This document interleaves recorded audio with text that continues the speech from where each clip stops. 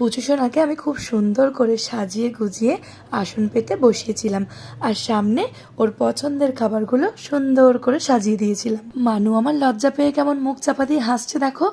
ও কিন্তু খুব ভালো বুঝতে পারছে যে আজকের অনুষ্ঠানটা কেবলমাত্র ওকে ঘিরে। তারপর আমি পুচু সোনার কাছে গিয়ে বসলাম আর প্রদীপ থেকে তাপ নিয়ে ওর মাথায় বুকে ঠেকিয়ে দিলাম এবং ঈশ্বরের কাছে প্রার্থনা করলাম আমার সোনামা যেন অনেক ভালো থাকে, সুস্থ থাকে, আর ও যেন একজন মানুষের মতো মানুষ তৈরি হয়।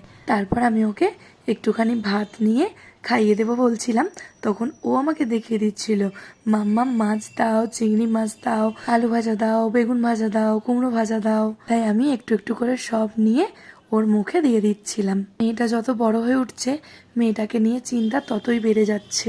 খালি মনে হয় মেয়েটাকে ঠিক করে মানুষ করতে পারবো তো, মেয়েটাকে সব খুশি দিতে পারবো তো, মেয়েটার সব শখ পূরণ করতে পারবো তো।